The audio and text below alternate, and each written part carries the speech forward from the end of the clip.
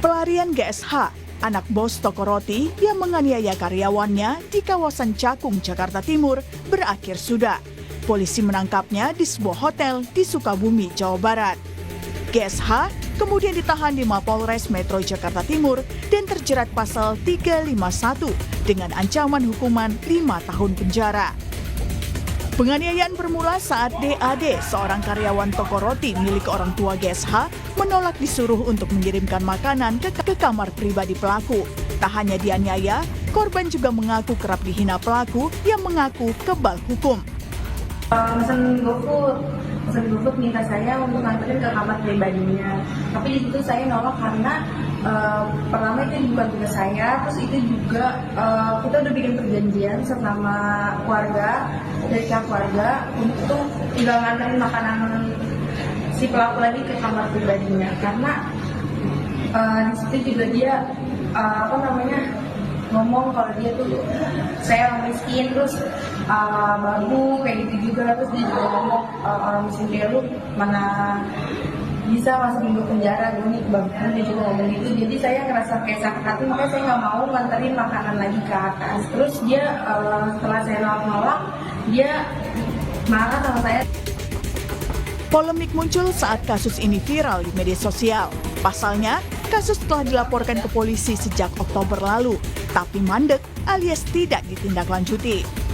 Polisi berkilah kasus baru ditindaklanjuti karena saat pemeriksaan awal tak ada keterangan jelas dalam BAP yang disampaikan korban atau pelapor, sehingga sempat muncul asumsi apakah kasus ini benar terjadi atau tidak. Dari tahap penyidikan kita, saat ini kami sudah mengamankan saudara terlapor dari Jenderal GSH tersebut yang bersangkutan bersama dengan keluarganya berada di Hotel Anugrah Sukabumi pada hari tersebut dari pagi tanggal 16 November 16 Desember tahun 2024. Kami saat ini masih dalam proses penyidikan. Kami melakukan langkah-langkah sesuai dengan SOP yang berlaku dalam penegakan hukum. Kasus hukum yang ditindaklanjuti polisi setelah viral memang sudah sering terjadi. Karena itu, istilah no viral no justice pun muncul di masyarakat sebagai bentuk kritik kinerja kepolisian. Kasus Mario Dandi misalnya, penganiayaan anak pejabat pajak ini terungkap setelah viral di media sosial. Mario menganiaya seorang remaja hingga mengalami koma. Buntutnya, Mario diseret ke meja hijau dan divonis 12 tahun penjara. Tak hanya itu, profil ayahnya, Rafael Alun, ikut terseret hingga tindak korupsinya terbongkar. Rafael Alun divonis 14 tahun penjara karena korupsi berupa gratifikasi. Lalu sampai kapan masyarakat harus menunggu kasus viral sampai laporannya ditindaklanjuti polisi? Tim Liputan Kompas TV.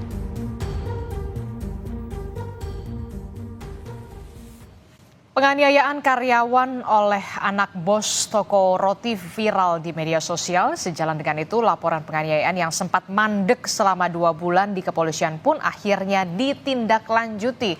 Ada istilah no viral no justice memang sudah akrab di telinga masyarakat sebagai bentuk kritik terhadap kinerja polisi yang dianggap baru akan menindaklanjuti sebuah kasus jika sudah viral di media sosial. Kita bahas soal no viral no justice ini bersama dengan sejumlah narasumber. Sudah ada penasihat ahli Kapolri, ada Irjen Pol Purnawirawan Arianto Sutadi. Selamat pagi Pak Arianto Sutadi.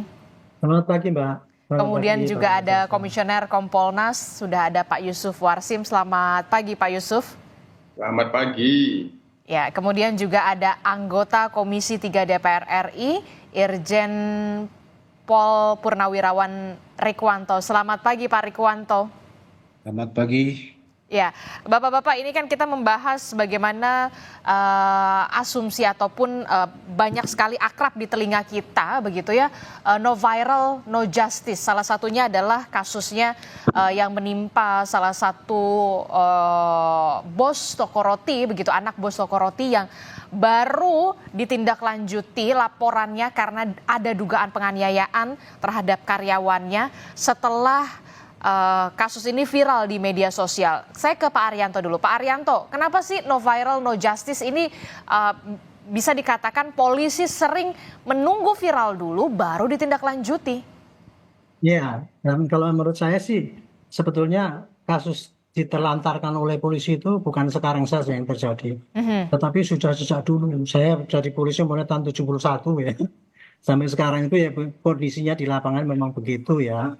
Dan sekarang ini istilahnya no viral no justice karena beberapa contoh kejadian-kejadian terakhir itu walaupun kejadian itu sangat serius ya, kemudian tidak tertangani dan kemudian baru ditangani polisi setelah diviralkan, kan kira-kira begitu ya.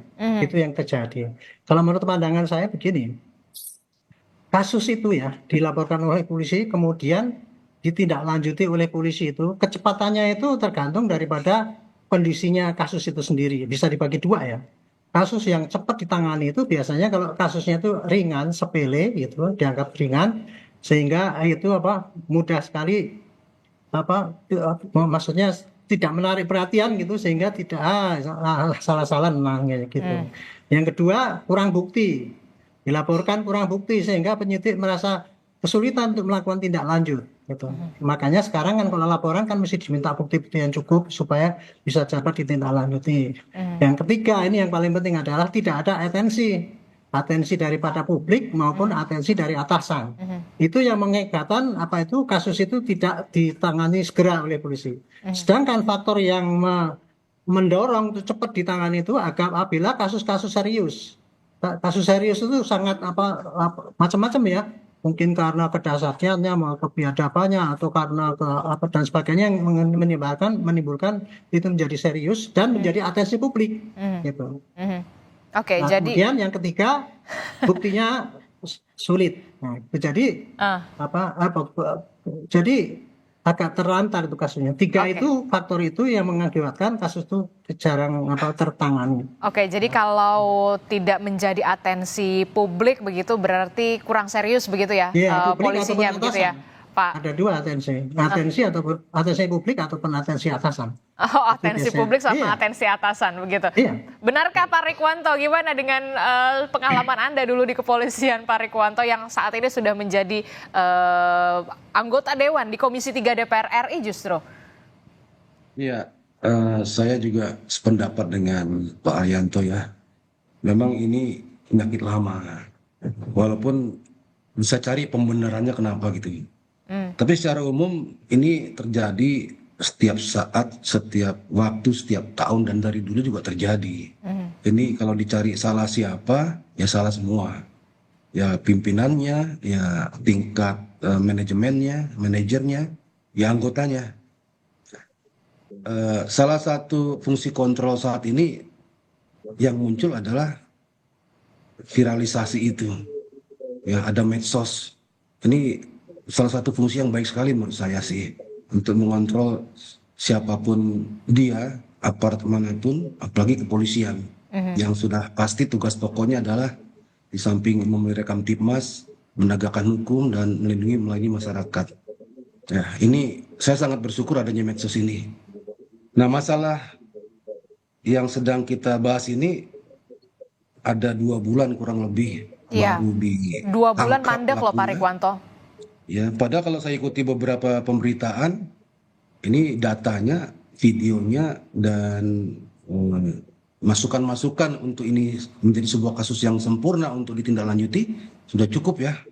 Buktinya begitu viral, bisa dikejar dan ditangkap.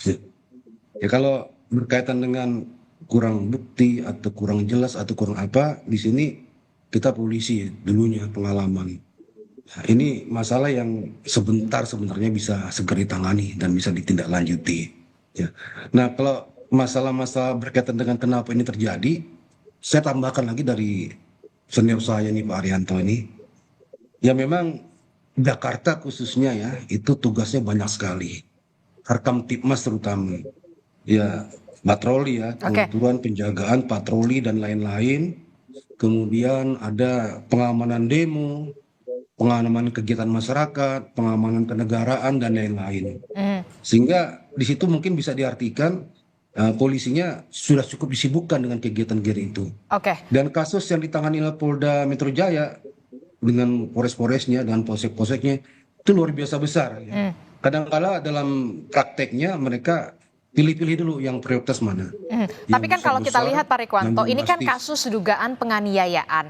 Kemudian buktinya sudah cukup begitu ya, ada video juga. Kemudian bahkan yang kemudian menarik perhatian saya adalah keterangan dari korban.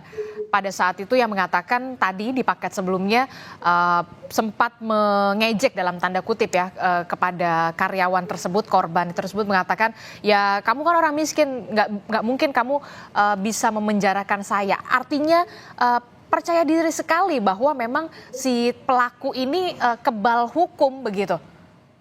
Ini kan yang kemudian menjadi kecurigaan dari publik begitu. Kenapa sampai 2 bulan mandek ini? Wajar sih kalau curiga ya. Curiganya mungkin persepsinya nanti yang dibangun itu barangkali si polisinya ini, penyidik ini kenal dengan keluarga korban atau sering mampir atau tanda petik dapat sesuatu mungkin ya. Itu boleh-boleh saja berpendapat seperti itu dan itu sah-sah saja ya. Namun kembali ke yang awal tadi, ini pasti si penyidik polisi pilih-pilih kasus. Mana yang prioritas, mana yang nanti dulu. Kemudian bisa jadi kasus yang dilaporkan ini, yang laporkan mohon maaf ya orang kurang punya lah gitu ya. Jadi dia hanya minta tolong sama polisi sebagai aparat, tolong dibantu kasus saya. Kan itu dengan laporan itu. Nah untuk supportingnya mungkin nggak ada juga ke polisinya. Artinya daya dorong, daya tekan, daya ingin untuk ini dituntaskan. Jadi itu secara psikologis ya udah kami tangani, tapi mungkin nanti dulu gitu ya. Kemudian juga bisa jadi ini kasus, mohon maaf ini kepada polisi juga, pengalaman kita juga sih. Ini kasus kan kasus biasa, nggak ada sesuatu yang bisa diambil dari kasus itu ya, atau apa ya istilahnya privilege-nya diambil. Itu juga bisa jadi pemikiran si penyidik nanti dulu gitu ya. Namun setelah itu viral dan masyarakat bertanya-tanya, ada atensi, itu baru masuk ke level atas menjadi prioritas. Karena dapat atensi juga dari atasan. Tertangkap ternyata. Nah ini makanya sekatan di awal, medsos ini juga salah satu fungsi kontrol juga terhadap kinerja aparat kepolisian. Ya, manakala ada kasus yang memang bisa dan cepat bisa ditangani, siapapun korbannya, siapapun pelakunya, kalau secara hukum memenuhi unsur pasal yang dituduhkan, ya go ahead, langsung tidak lanjuti. Nggak usah nanti-nanti, karena kalau dalam penanganan kasus pidana itu makin lama itu makin hilang bukti-buktinya, keterangannya bisa Sudah ada berubah, contohnya kasus Vina. kaitannya ya makin kabur, makin cepat makin baik. Prinsipnya begitu, jadi tidak ada alasan untuk menunda-nunda karena hal-hal yang non teknis atau yang lain-lain ya. Saya bersyukur juga ya medsos ini menjadi pengawasan juga bagi kepolisian ya. Cuma memang no viral no justice ini ya nggak begitu mungkin ya. No viral no attention ya. Itu dulu. No viral no attention udah gitu ya. Jadi atensi nunggu nggak ada, ya no atensi justice publik baru sama gitu. atensi atasan dulu ya. Ya, Pak Rikwanto. no viral no attention, baru bicara justice-nya. Oke, saya ke Pak Yusuf Warsim dari Kompolnas. Bagaimana Anda melihat ini? Jangan sampai kemudian ini menimbulkan benar-benar persepsi dari publik ya benar no viral, no attention. Harus ada atensi publik dulu, baru dapat atensi atasan. Yang tugas meminta Komisi Pemberantasan Korupsi KPK No viral, no memberantas justice kegiatan yang itu berhubungan dengan dalam APBN, pantauan analisis Kompolnas berdasarkan data-data perkembangan hingga saat ini itu memang sudah menjadi kecenderungan kita berhukum pada saat ini, di mana tadi sudah disampaikan Pak Rikwanto, viralisasi itu ya memang sudah menjadi fungsi kontrol itu. Tapi tentu ini tantangan bagi Polri untuk bisa menjawab no viral no police. Ini tidak ada keadilan apabila tidak ada polisi, itu harus dijawabnya seperti itu. Nah, kalau kita melihat kaitannya dengan kasus penanganan kasus penganiayaan pegawai toko roti ini yang di Jakarta Timur ini memang secara umum kami sebagai pengawas berdasarkan data-data yang kita miliki, yang kita analisis itu pertama Ya faktor secara umum itu kultur budaya melayani masih harus terus dibenahi itu. Nah, Tapi kenapa sepertinya tidak belajar ya dari kasus Vina begitu ya? Kasus Vina saja sudah bertahun-tahun begitu, ketika viral lagi begitu barulah dibuka lagi berkasnya. ya budaya ini kan budaya itu tidak mudah, itu harus terus-menerus dilakukan pembenahan karena budaya itu berjangka panjang. Kan kalau kita survei, meskipun ada kasus viral, tidak semua penyidik Polri di seluruh Indonesia itu dia care dengan kasus yang sedang viral di tempat lainnya. Itu tidak mungkin. Itu. Yang kedua, ini berdasarkan data, karena 95% soal pengawasan ini kan juga sampai ke Kompolnas. Kompolnas ini menerima keluhan itu 95% itu memang mengeluhkan pada pelayanan penanganan laporan kepolisian yang ada di reskrim Polres ataupun di Polda, itu 95%. Nah, kalau kita analisis memang banyak faktornya, salah satunya tumpukan perkara, apalagi di Jakarta itu tumpukan perkaranya itu sudah overload, itu minimal itu mereka itu penyidik rata-rata itu 50 LP. Nah itu tadi betul, apabila tidak ada atensi pimpinan tertumpuk dia itu. Nah ini tentu menjadi perhatian serius kaitannya dengan fungsi pengawasan. Nah, ini harus kita benahi agar kinerja penyidik, meskipun ya faktor tumpukan perkara itu laporan polisi itu overload, harus ada yang bisa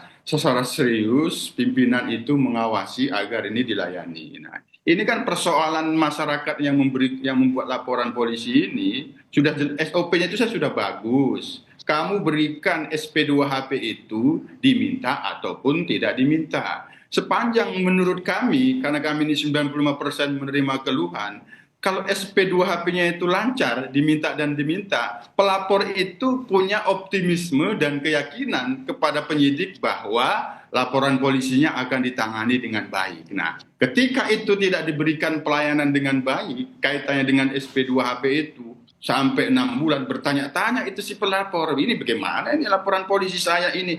Ada terakhir karena dia sudah tidak percaya, sampailah surat cinta mempertanyakan itu ke Kompolnas, mengeluhkan, Pak Kompolnas, saya ini udah lapor 6 bulan nggak ada informasi terkait dengan laporan polisi. Nah itu yang kami soroti, termasuk di Jakarta Timur ini juga tumpukan perkaranya juga banyak, faktor memberikan pelayanan kaitannya dengan memberikan informasi yang itu sebenarnya sudah menjadi azas umum di dalam penyidikan pada saat ini sesuai dengan Perkap. Transparansi, memberikan informasi yang akurat dan benar kepada penyidik, ya setidaknya melalui SP2HP, apa yang dilakukan dan sedang dilakukan dan akan dilakukan ke depan itu seperti apa, sehingga pelapor itu punya pegangan, oh ini sebenarnya. Sepanjang itu dilakukan, akan memperkecil adanya viralisasi atas ketidakpercayaan penanganan kasus oleh kepolisian. Itu yang dominan pada saat ini. Iya, kenapa kemudian masyarakat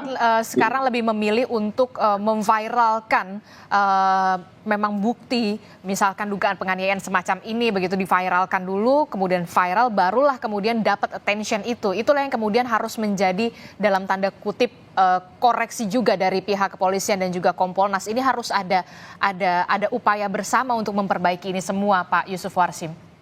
Betul, untuk itulah yang paling penting ini kan bagaimana rekan-rekan penyidik ini bekerja di dalam pengawasan yang benar-benar dilakukan. Kan ada pengawasan penyidik juga sebenarnya, hanya memang sekali lagi ya itu tadi ya, kultur atensi pimpinan yang itu bisa menjadikan prioritas. Nah, oleh karena itu seperti yang disampaikan ke Kompolnas juga, ketika penanganan laporan polisi itu dirasa mandek, itu sampai ke Kompolnas, kita berikan atensi, memang langsung cepat dia bergerak itu. Oke, untuk kasus ini Kompolnas sudah memberikan teguran atau semacamnya begitu untuk kepada penyidik yang bersangkutan sampai 2 bulan mandek ini baru ditangkap kemarin di Sukabumi, Jawa Barat? Ya, ini bagian dari wujud dorongan Kompolnas yang kemarin ini, karena kami sendiri sejak adanya viral itu langsung memberikan atensi, monitor ke Polda, ke Polres, ini ada viral ini. Mereka langsung respon dan kita laporkan juga ke Pak Ketua Kompolnas Pak Budi Gunawan juga langsung merespon, segera itu diatensi, didorong itu secepatnya. Maka kemarin langsung mereka bekerja sehingga akhirnya dilakukan proses yang sudah ada ini dipercepat penangkapannya, itu kemarin. Berarti dalam hitungan jam ya ketika dapat atensi atasan ya, Pak Yusuf?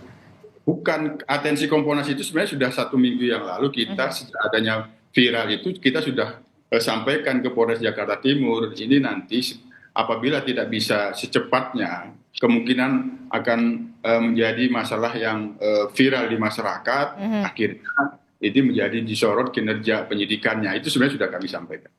Oke, Pak Arianto tadi, Anda melihat bagaimana ini? Apakah perlu masukan juga kepada Kapolri dan juga supaya memberikan arahan baik itu ke tingkat Kapolda, Kapolres, baik Kapolsek soal ini, jangan sampai kemudian memang betul ada anggapan no viral, no attention. Iya, saya terima kasih ya dengan Kompas ya ini. Saya kira ini sangat penting sekali ya. Ini masukannya ini, diskusi kita ini masukan kepada Polri. Ya. Karena Polri sendiri juga sangat sibuk sehingga mungkin tidak sempat memperbaiki apa-apa yang kurang ini ya. Sibuk dengan kesibukan sehari-hari. Nah, saya tadi melengkapi yang tadi ya.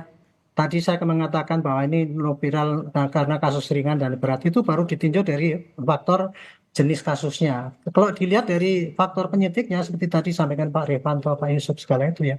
Itu nomor 1 karena spirit penyidik itu ya yang menentukan kecepatan itu respon. Yang kedua profesionalisme juga. Dan yang ketiga sugesti. Sugesti itu tadi ada yang sugesti dari yang bersangkutan atau yang berperkara ataupun sugesti dari pimpinan ataupun ada atensi intervensi dari pihak-pihak lain. Itu yang menentukan juga kasus itu cepat dilakukan. Tapi satu lagi yang paling mengakibatkan itu terjadi no viral, no detention atau no justice itu tadi menurut saya memang sistem pengawasan ya. Ini sistem pengawasan di sini saya nyarankan ada 3 yang perlu diperbaiki. Saya kaget kemarin mendengar seorang YouTuber mengatakan bahwa dulu perkap itu di polisi itu ketika saya masih dinas saya 2009 itu perkap mengenai pengendalian perkara itu saya bagi jadi Pak kasus ringan, sedang, berat. Untuk kasus ringan Pak maksimal 1 bulan harus selesai, sedang sekian bulan dan berat sekian bulan. Tapi rupanya itu sekarang dirubah itu Pak Revanto, dicabut tuh perkap itu, sehingga tidak ada batasan lagi. Ini menurut saya ini harus dikembalikan lagi kalau kita ingin ini ya, supaya Pak penyidik di lapangan punya pedoman gitu. Kasus ringan harus cepat, kalau berat ya itu maklum kan gitu. Yang kedua mengenai pengawasan sistem ya, sistem pengawasan daripada hukum sendiri ya. Kalau menurut saya sistem hukum kuhap kita itu menuntut suatu kasus penyelesaian yang lama itu loh. Itu perlu dirubah juga. Kalau ada kasus yang ringan mestinya seperti pelanggaran lalu lintas itu pakai tilang, pelanggaran ringan dan sebagainya itu sehingga akan mengurangi penumpukan perkara yang tadi sudah disampaikan Pak Yusuf itu tadi. Perkara kan kita sangat menumpuk dan ini ya tambah lagi sistem lagi. Selama ini sistem pengawasan kepada kinerja polisi memang belum pernah dipertajam ya. Kita dulu waktu saya dinas kurang lebih 20 tahun yang lalu itu, polisi itu setiap bulan itu rapat itu mempelajari sistem pulah jianta.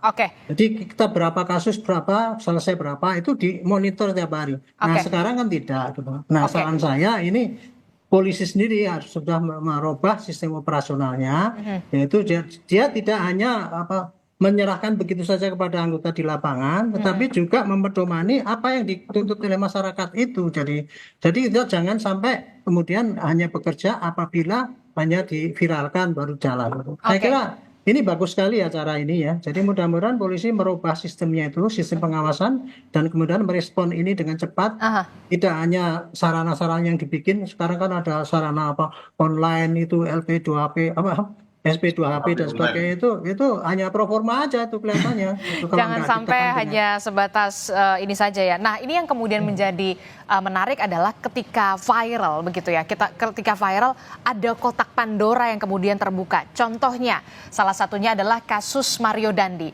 Awalnya soal kasus Mario Dandi terus kemudian viral, kemudian mendapatkan atensi dari publik, bahkan atensi nasional. Terbukalah kotak Pandoranya, kemudian ditelisiklah soal orang tua Mario Dandi pada saat itu, kemudian akhirnya masuk ke ranah Rafael Alun. Inilah yang kemudian sebenarnya tidak sengaja ketika viral itu kotak Pandora terbuka. Nah, yang kemudian saya pertanyakan lagi adalah ada lagi nih kasus yang juga menarik perhatian adalah soal kasus di Palembang. Kasus dugaan penganiayaan terhadap dokter koas yang dilakukan oleh sopir majikannya.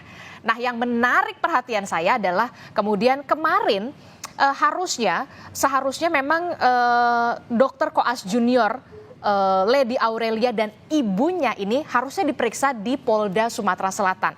Tapi kenapa kemudian diperiksanya ini adalah di Polsek selama 11 jam. Padahal yang memeriksa itu adalah penyidik dari Polda Sumatera Selatan. Inilah yang kemudian menjadi pertanyaan ketika juga diperlebar lagi soal orang tua dari Lady Aurelia ini yang ternyata salah satu pejabat di salah satu kementerian yang bisa saja membuka kotak Pandora lagi begitu ketika viral di media sosial. Jangan dijawab dulu Pak Arianto, Pak Yusuf Warsim dan juga Pak Rikwanto. Kita akan jeda dulu, usai jeda kami kembali.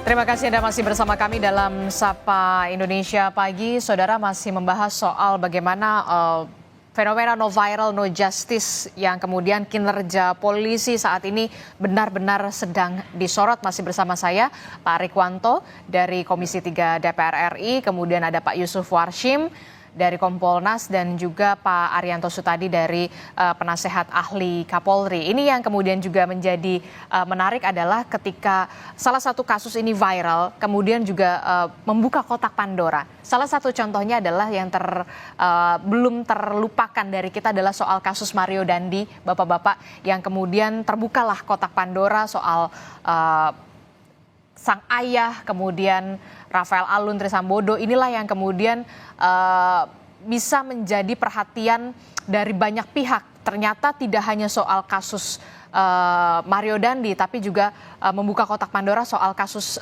ayahnya begitu, Rafael Alun. Nah, Pak Arianto Sutadi ini meresponnya seperti apa? Dan juga Pak Yusuf Warsim dan juga Pak Rikwanto. Yang terbaru ini kasus di Palembang. Kasus di Palembang soal dugaan penganiayaan, kasus dugaan penganiayaan terhadap salah satu koas oleh driver atau pengemudi dari majikan koas tersebut begitu. Nah, apa yang kemudian bisa ditelisik? Ini yang menjadi perhatian saya adalah kemarin Lady Aurelia diperiksa sebagai saksi dan ibunya juga diperiksa sebagai saksi seharusnya di Polda Sumatera Selatan, kemudian digeser ke Polsek. Apa yang bisa dicermati dari situ, Pak Arianto? Ya, saya pertama kali tadi buka kotak Pandora tadi ya. Ya itulah tugas polisi itu ya. Kalau polisi itu profesional, itu pasti bisa mengorek kesalahan orang yang tadinya tersembunyi gitu loh. Jadi dan polisi itu kalau menangani kasus bukan hanya kepada laporan polisi yang diterima, tetapi juga temuan-temuan yang dia temui di dalam suatu penyelidikan dan kemudian dia bikin LP baru, LP yang khusus untuk yang ditemukan itu tadi. Jadi itu memang bagian daripada tugas polisi seperti itu, dan ini mencerminkan ya bahwa kalau polisi itu jeli, tajam gitu ya, dia bisa ngorek kesalahan orang yang selama ini tersembunyi. Itu kemudian yang kedua, kalau mengenai teknik pemeriksaan yang mestinya harus di Polsek, kemudian di Polda dan sebagainya itu, saya terus terang tidak tahu karena itu teknis penyidikan dan polisi pasti punya alasan ya gitu ya. Alasannya entah alasan itu rasional atau irasional saya tidak tahu gitu ya. Tetapi ini adalah saya sampaikan pada kekurangan piawaian polisi memberikan penanganan pada masyarakat. Mestinya dengan kondisi polisi yang sekarang ini dicurigai berbuat negatif terus itu, polisi transparan berbuatnya itu.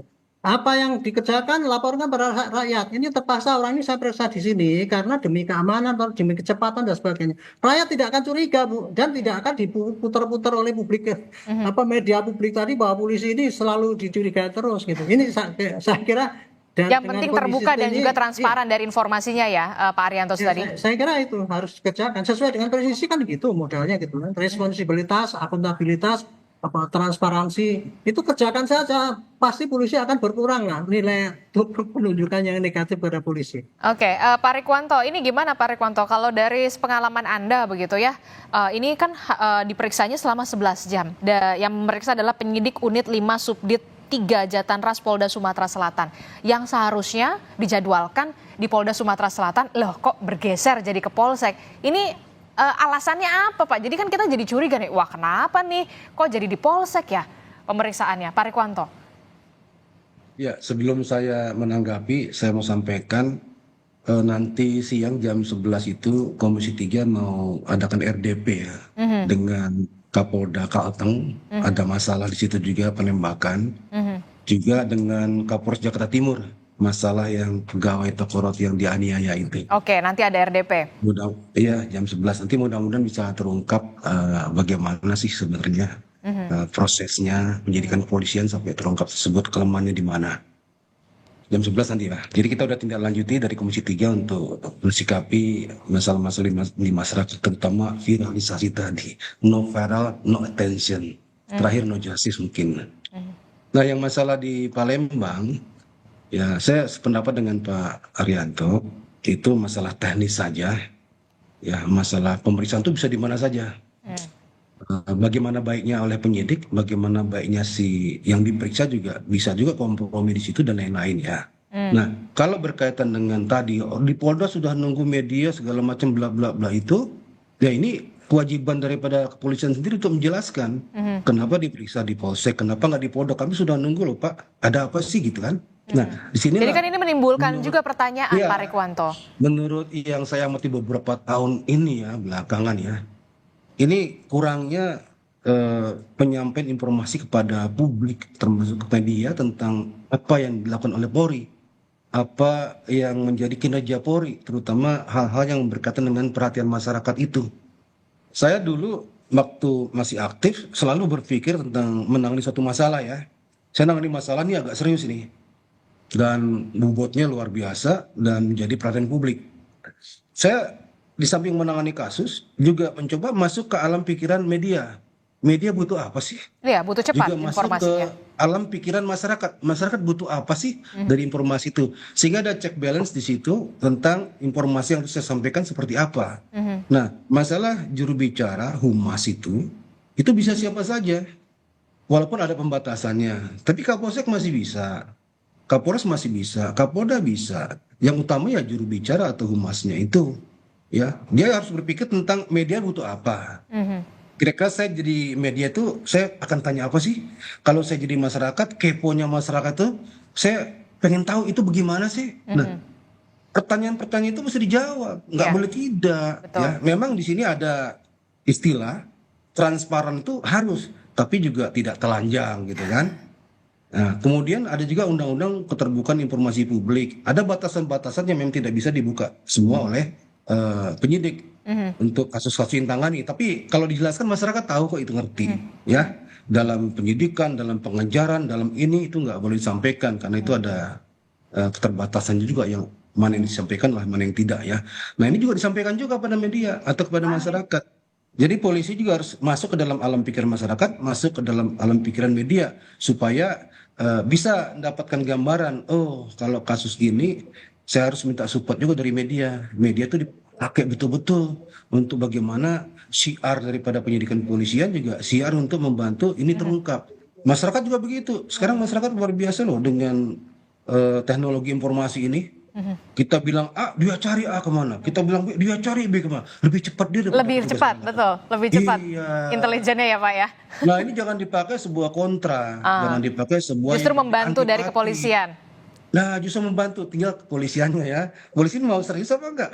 Mau jujur apa enggak? Mau terbongkar apa enggak? Nah, di sini komitmen-komitmen yang harus dibangun bersama ya. Tapi saya yakin dengan kewenangan ya, dengan segala sesuatu yang diberikan oleh negara kepada polisian, diberikan oleh masyarakat kepada polisi harus sungguh-sungguh membantu masyarakat dalam mereka memberikan keamanan dan kenyamanan, terutama dalam penanganan kasus. Sederhana kok. Masyarakat itu inginnya apa? Kasusnya selesai. Kasusnya selesai dan terungkap ya. Kasusnya jelas. Nggak neko-neko, nggak macem-macem. Dan tidak pilih kasih. Oke, termasuk juga kasus di Semarang, Pak Rikwanto. Bagaimana update perkembangan juga dari kasus yang di Semarang ini? Komisi 3 DPR RI menyorotinnya. Karena ada juga desakan soal pencopotan Kapolrestabes Semarang yang harus bertanggung jawab terkait dengan kasus yang menimpa anak buahnya tersebut. Kapolres Tabes Semarang itu sudah kita RDP ya berapa minggu lalu, seminggu lalu lah. Itu sudah clear, dia paparkan semuanya proses penyidikannya.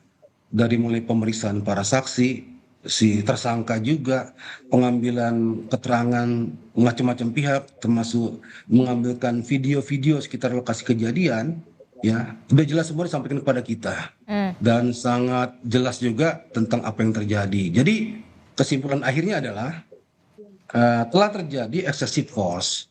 Jadi penggunaan kekuatan yang berlebihan, tidak tepat waktunya, tidak tepat sasarannya anggota tersebut. Jadi anggota tersebut kan intinya pulang tugas, pakaiannya sipil, tiba-tiba melihat orang naik motor dikejar oleh motor yang lain. Dia pikir itu begal. Kemudian balik lagi. Nah, dalam konteks pemikiran yang sederhana itu, dia langsung mengambil sikap untuk mengambil tindakan penggunaan senjata api. Ya, ditembak 4 kali, 1 ke atas, 1 mengarah, 1 mengarah, 1 mengarah. Tapi setelah penembakan dia yakin ini pasti kena nih salah satu tembakannya. Tapi kan awalnya ada informasinya soal tawuran, Pak. Oh, itu belakangan nanti saya ceritakan. Ini kejadian penembakannya dulu. Ya. Jadi setelah dia yakin ada yang kena tembakan itu dia ikuti kemana motor itu pergi. Ternyata dekat School Sampokong itu ada seseorang yang kelihatan lemas, ditolong oleh orang lain. Dia dekati, ada terluka tembakan dan berdarah. Nah, jadi ceritanya dari Kapolres Tabes itu anggota sub bantu ke rumah sakit. Walaupun akhirnya satu dia tertolong, yang satu terluka. Nah, dia merasa dia terlalu cepat mengambil tindakan dan itu risikonya. Ya. Nah, masalah tawuran itu seperti yang saya dapatkan dari keterangan Kapolres Tabes. Jadi tawuran ini bukan seperti yang kita sering lihat di televisi ya, di YouTube. Di Jakarta itu ada serombongan anak kelompok A, serombongan anak kelompok B, ketemu satu tempat di jalanan atau di lapangan atau di kampung mana, terus lempar-lemparan, acung-acung kelewang pakai gear, nggak begitu. Jadi tawuran yang dijelaskan oleh Kapolres Tabes itu, yang di Semarang itu adalah janjian. Jadi di sana ada namanya yang dijelaskan ya, gangster. Gangster tuh pucuknya, di bawahnya ada 2 kelompok, geng motor A, geng. Tapi sebagai bentuk tanggung jawab seorang pimpinan terhadap apa yang dilakukan oleh anak buahnya itu bagaimana? Ini kan kemudian menjadi pertanyaan juga. Ada kelompok gitu kan. Nah, mereka janjian di lapangan, ketemu di mana? Naik motor. Jadi bukan kelompok yang banyak. Dan mereka memvideokan sendiri aksi-aksi mereka. Jadi polisi mendapatkan keterangan jelas A sampai Z-nya itu ya dari video-video mereka juga, dari keterangan-keterangan mereka juga tentang tawuran versi di Semarang itu. Jadi bukan tawuran yang seperti di Jakarta itu. Kemudian yang jadi pertanyaan adalah lalu bagaimana bentuk tanggung jawab dari seorang pimpinan terhadap perbuatan dari anak buahnya yang sudah terjadi? Itu yang pertama jelas dulu masalahnya, siapa yang bersalah dihukum. Siapa korban dibantu, ya macam-macam lah itu ya. Bentuk tanggung jawab seorang pimpinannya? Clear itu. Sekarang cara pandang terhadap si Kapolres Tabes itu, ya. Nah ini mestinya ada pemeriksaan dari Propam sendiri tentang sejauh mana dia mengarahkan anggotanya, menyentuh anggotanya, memberikan tausiah-tausiah tentang pelaksanaan tugas yang baik, ya kan, kontrolnya, bagaimana juga mensikapi kasus ini terhadap anggota dan kehidupan masyarakat, ya. Jadi secara persen dia akan dibedah oleh Propam. Nah hasilnya diberikan kepada pimpinannya, kepada Mabes Polri juga. Ini masih layak nggak sebagai Kapolres Tabes? Nah iya, karena kan satu nyawa melayang, Pak Rikwanto. Mungkin begitu, ya. Nah ini kita lihat aja, ini kan karena sifatnya kebijakan pimpinan dari apa yang menjadi masukan dalam pemeriksaan tersebut. Nah kita tunggu aja, apakah memang ada guran, tindakan, demosi, mutasi, dan lain-lain ya. Jadi memang perlu bentuk tanggung jawab seorang pimpinan ya, Pak Rikwanto ya? Ya, pimpinan dari Polda mungkin, atau dari Mabes Polri mungkin. Saya yakin itu ada tensi. Cuma secepat apa dan seperti apa tensinya, kita nggak monitor sejauh itu ya. Kita nantikan berarti bentuk tanggung jawab seorang pimpinan terhadap perbuatan dari anggotanya, karena faktanya adalah satu orang nyawanya melayang begitu ya Pak Rikwanto. Terakhir ya, Pak. Betul sekali. Pak Yusuf Warsim, terakhir Pak Yusuf Warsim, soal kasus di Palembang dan juga kasus di Semarang ini menjadi atensi dari Kompolnas kah? Sudah masuk dari atensi Kompolnas, terutama yang terbaru ini adalah yang di Palembang, Sumatera Selatan yang tadi kita sudah membahas soal bagaimana proses pemeriksaan terhadap 2 orang saksi, yakni Dr. Koas dan juga ibunya. kemudian juga yang di Semarang, bagaimana terakhir Pak Yusuf Warsim? Ya, Kompolnas kami sudah memonitor yang kait kasus yang ada di Sumatera Selatan ini. Kami akan turun ke sana, memantau langsung, meminta klarifikasi bagaimana prosesnya. Tapi ada 3 hal yang perlu kami sampaikan kaitannya dengan Jakarta Timur, Palembang, dan lain-lainnya. Pertama, kalau sudah soal teknik penyidikan ini memang tidak mudah gitu. Pasti dipastikan dalam setiap penanganan laporan polisi, diselidiki, disidik itu selalu menemukan adanya hambatan-hambatan. Nah, hanya untuk memastikan penyidik benar-benar bekerja, disitulah pentingnya ada pengawasan yang dilakukan oleh tim pengawas ya Bakwasidik yang ada di Polres itu, termasuk pimpinannya Kasat Reskrim, bagaimana meminta update perkembangan laporan polisi yang diselidiki di masing-masing unit itu diawasi kanitnya untuk bisa meminta kaitannya dengan penyidikan. Apakah ada hambatan? Nah, dalam kasus Jakarta Timur itu memang kami lihat kalau ini teknik penyidikan ya, ada hambatan, memang ada hambatan di dalam proses untuk mendapatkan bukti-bukti, itu ada hambatan. Tapi ini sekali lagi teknik penyidikan, memang ini harus betul-betul dalam bentuk pengawasan. Yang kedua, transparansi, ya, transparansi. Jadi harus diberikan informasi kepada pelapor terkait dengan proses yang dikerjakan itu, ya tentu informasinya yang akurat dan benar. Nah, yang ketiga, dalam kaitannya dengan transparansi itu kaitannya menjawab apa yang menjadi pertanyaan publik seperti di Palembang ini, mengapa di Polsek, itu sekali lagi memang ada pada teknik penyidikan. Ada alasan yang sifatnya subjektif dan objektif, itu tidak bisa dihindarkan, pasti ada gitu. Hanya Polri, Polda melalui humasnya harus memberikan informasi kepada publik. Nah, proses bukan materi yang disidiki, bukan BAP-nya, proses penanganannya, proses penyelidikannya, penyidikan itu bisa diinformasikan kepada publik agar publik mengerti dan tercerahkan, punya optimisme, oh ternyata penyidik memang sedang bekerja sungguh-sungguh, ini yang sudah dikerjakan dan yang akan dikerjakan ini. Itu bisa disampaikan prosesnya, termasuk besok. Kalau hari ini jadi di Komisi 3, yang diundang itu bisa menyampaikan proses penyelidikan dan penyidikannya, tentu tidak telanjang memberikan yang kaitannya dengan misalnya BAP, bagaimana pembuktiannya, itu tentu ada ranah pada jaksa penuntut umum di pengadilan nanti. Tapi prosesnya itu penting, masyarakat itu mengamin itu, Mbak. Jadi kita menunggu betul adanya kinerja polisi yang semakin hari semakin baik begitu ya ke depannya ya. Tentu harapan kita sama-sama ini berharap dengan adanya kepolisian ini bisa terus memperbaiki diri dan juga kinerjanya juga semakin lebih baik. Jangan sampai kemudian no viral, no justice, no viral, no attention, itulah kemudian terpatri betul di benak dari masyarakat. Terima kasih Pak Arianto Sutadi telah bergabung bersama kami, Pak Yusuf Warsim dan juga Pak Rikwanto. Nanti kita akan kawal juga Pak RDP-nya di Komisi 3 DPR jam 11 siang nanti. Terima kasih Bapak-Bapak, sehat selalu. Assalamualaikum, selamat pagi.